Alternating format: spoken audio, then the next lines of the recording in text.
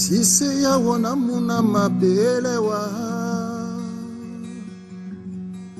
ya won ya longe ya mwanedi nyamatumba amuna miya longe yamba ya longe yamba mwanedi nyamatumba bona bamiyo Yesu daja ikonda wone amabele mbana muna miya wone namala longe ya moe sango Yesu daja ikonda wone amayele yemba mana muna ya wone namala longe ya lobalamiye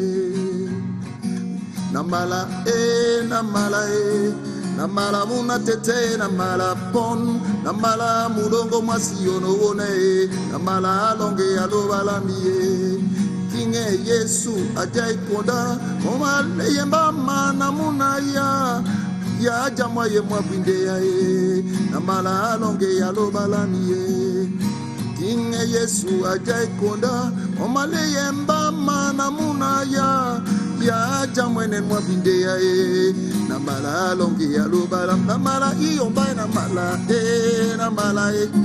namala muna tete namala pom namala mulongo mwasiyono wone namala longe ya lobalamie nongo moni alanemo nongo masango wasilane so ilesele ngomba minandigamie namala jobi ya loba namala iyomba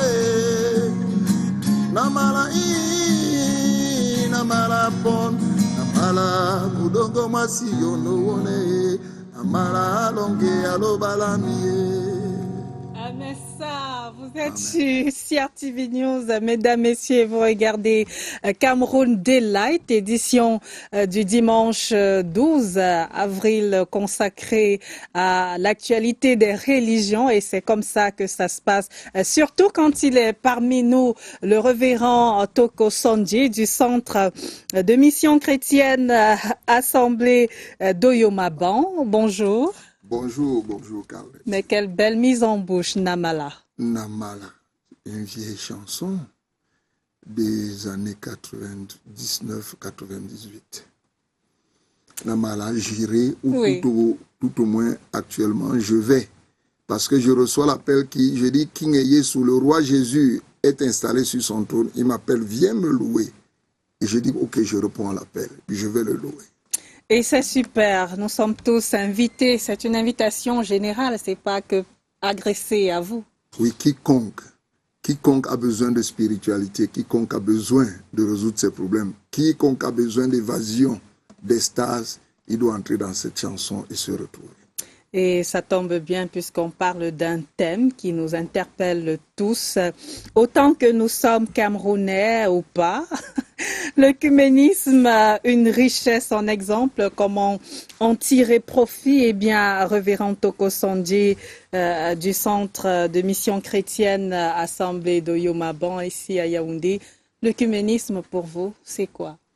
L'œcuménisme, on peut de manière triviale dire que l'œcuménisme c'est un mouvement spirituel et théologique qui tend vraiment à faire fédérer, à rassembler, à unir les entités religieuses disparates, un peu disparates. On cherche à faire en sorte que tout le monde revienne à des meilleurs sentiments pour être une personne. C'est à peu près ça. Comment je peux, de manière triviale, définir ça. Donc voilà à peu près l'œcuménisme. Bon, mais maintenant, la question c'est est-ce que on y parviendra. Mais je crois qu'il faut toujours essayer. Parce que la foi, c'est pour ceux qui ne disent pas non, c'est impossible. La foi, c'est pour ceux qu'on peut s'entendre tout de même. Parce que de rester dans des tranchées à soi, ça ne nous fait pas avancer. Il faut écouter l'autre. Surtout qu'on ne détient pas la science infuse. Il faut écouter l'autre, voir comment l'autre agit et voir dans quelle mesure on peut corroborer pour être ensemble. Et ça se pratique déjà à l'observation, notamment au Cameroun. On observe souvent et très régulièrement des célébrations interreligieuses avec la présence de plusieurs hommes de Dieu et notamment avec ce qui colle à l'actualité, la visite du souverain pontife au Cameroun, le pape Léon XIV, qui va donc arriver au Cameroun le 15 avril prochain et ce jusqu'au 18 avril prochain. Il y aura certainement les hommes de Dieu de diverses chapelles présents à ce rendez-vous. Bien évidemment. Nous avons dans le monde aujourd'hui ce qu'on appelle des systèmes religieux. En dehors du fait qu'il y a des églises qui se disent des églises de réveil, qui ont leur tendance et leur mouvance particulière. Mais je souhaite quand même que chacun essaye un peu de laisser ses tempéraments exagérés. Ces poussées très, très extrémistes, d'aller vers l'autre côté. Parce que là-dedans, il y aura certainement des imams, il y aura des gens qui viennent des églises protestantes diverses et toutes tendances confondues. Tout le monde va aller un peu, certains vont aller voir quelqu'un qui peut apporter quelque chose de nouveau, certains... Non, allons-y voir, on écoute d'abord ce qui nous apporte, qu'est-ce qui et Eric Yebgawanda, catéchiste, disait que c'est une visite pour le Seigneur qui rassemble les hommes autour d'un Dieu, un Dieu qui est commun, qui n'a pas de figure, qui est le Père de tous et c'est important dans ce cadre-là de s'unir. C'est très important. Pourquoi? Le Seigneur Jésus-Christ dit à Pierre, je ferai de toi un pécheur d'homme. Le pêcheur, selon les savoirs, le pêcheur quand il va en haute mer ou bien peut-être dans des rivières, il prend tout. Il prend tout. La sélection, ce n'est pas dans la rivière ou la haute mer. Il prend tout. C'est à la rive qu'il fait maintenant le tri. Les morceaux de bois, les morceaux plastiques, ainsi de suite, il commence à retirer pour garder peut-être du poisson, du crabe, des crevettes, tout ce qu'il a pu rapporter. Mais quand on va en haute mer, nous sommes là actuellement, nous rassemblons, nous fédérons, nous essayons d'unir, amener tout le monde à s'entendre, à parler le même langage. Sinon, l'objectif de Christ ne sera pas atteint. Parce qu'il y a ce que Christ appelle, selon le Saint-Esprit, l'unicité de la foi. Une fois que cette unicité de la foi, nous allons y parvenir, alors viendra la fin. S'il n'y a pas encore d'unicité de la foi, c'est-à-dire que Christ lui-même n'a pas atteint son objectif. Alors, pendant que Christ dit « je vais faire ceci », nous sur la terre, essayons un peu d'aller dans sa logique, que de nous braquer et donner des disqualificatifs ou bien des qualificatifs qui sont vraiment un prononcement d'un rejet. Il ne faut pas rejeter, d'abord accepter, parce que Christ a dit à Pierre « je ferai de toi un pêcheur d'hommes ». Et l'église de Christ, il y a le blé, il y a l'ivraie. Et il dit très bien, n'enlève pas l'ivraie à cause de mon blé. Restons d'abord ensemble et au moment de... En plus de la floraison, on va attendre le moment de la moisson.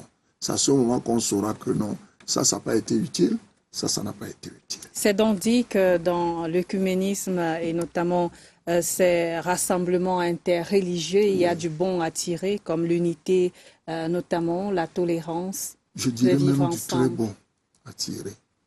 C'est vrai que les gens sont souvent braqués dans des systèmes religieux. Mais n'oublions pas que nous sommes humains.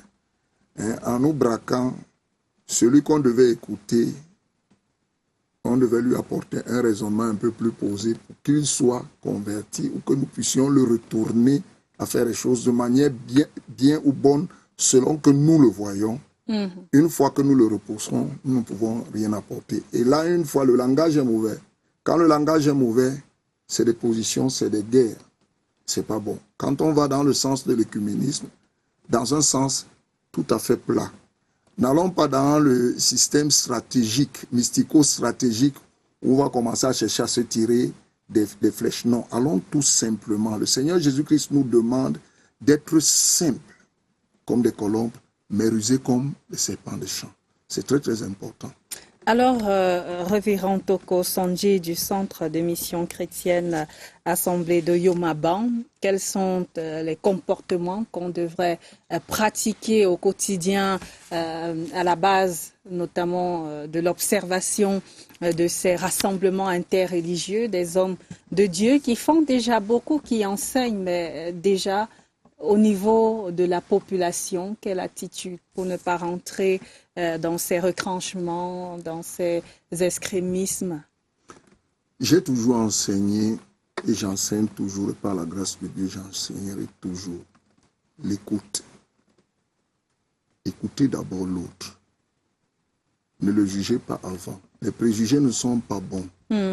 Il faut d'abord écouter quelqu'un avant de le rejeter. Vous l'écoutez, vous essayez de voir les raisons pour lesquelles lui l'épouse, telle façon de vivre, telle façon de faire. Maintenant, voir si en ça, vous-même, vous pouvez tirer quelque chose. Parce que, comme je disais tout à l'heure, nul ne détient la science infuse. Dieu est la sagesse parfaite. Nous allons vers lui prendre un peu de sagesse pour une situation. Mais lui, Dieu, il est la sagesse complète. Ce qu'on a l'habitude d'oublier, c'est que quand nous allons, nous repoussons l'autre. Nous nous repoussons nous-mêmes et nous mettons notre progéniture, autant pour moi, dans des conditions très difficiles. Il faut écouter les autres, il faut écouter les aînés, il faut écouter les cadets, il faut écouter ses enfants, il faut écouter le voisin, il faut ne pas aller vite en besoin.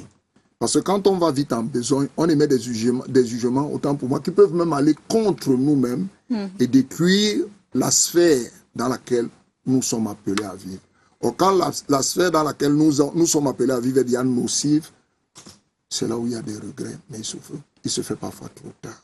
C'est donc dit qu'à vous écouter, révérend Toko Sandji, l'autre est une richesse pour nous, quelle que soit sa différence. Oui, quelle que soit sa différence. Surtout, n'oublions pas, c'est Dieu qui a créé les différences. Pourquoi il y a du vert, pourquoi il y a du blanc, pourquoi il y a du rouge. Rien, tout n'est pas blanc. Tout n'est pas noir non plus. Donc, c'est dans cette différence, parce que j'ai commis un contenu sur TikTok par rapport à ça, les différences, c'est Dieu qui les a créées. Les différences, c'est Dieu qui les a créées. Maintenant, la différence devient une richesse. Pourquoi? Parce que le long de mon parcours, j'en ai besoin pour grandir. Si le long de mon parcours, je n'ai que des succès, alors je n'apprends rien.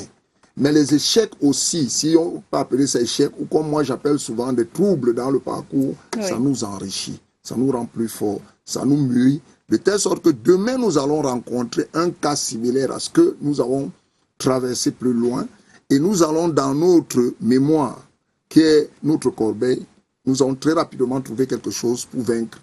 Peut-être un adversaire, peut-être pour traverser une situation donnée. C'est très très important d'être tolérant, patient et régulièrement à l'écoute des autres. Parce que ce que je sais n'est pas forcément une richesse pour moi-même.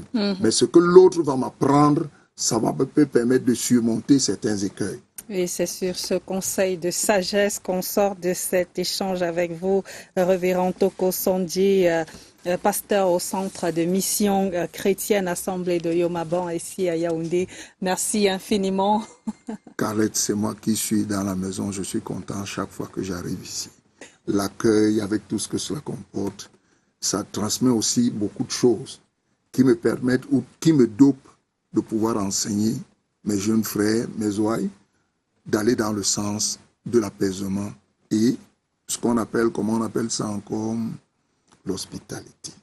Et vous qui êtes chancre, on sortira certainement de cet entretien en musique avec une de vos compositions et à cette suite-là, à la suite de laquelle on prendra notamment les explications du révérend Charles-Emmanuel Abolo qui nous dit que la foi ne doit pas rester statique. C'est un enseignement à la lumière des écrits de Matthieu au chapitre 28, verset 19.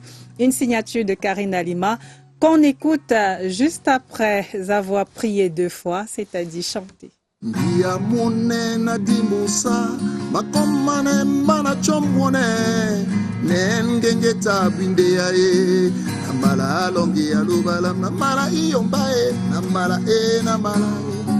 Namala muna tete namala pon namala mudongo mwasi yonoona namala alonge yaloba namala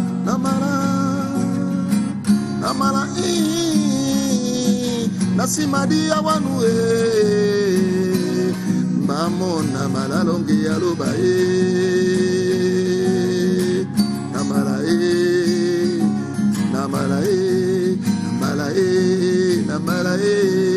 namala longe yaloba lamiye namala muna tete namala pon namala mudongo mwasi namala longe yaloba lamiye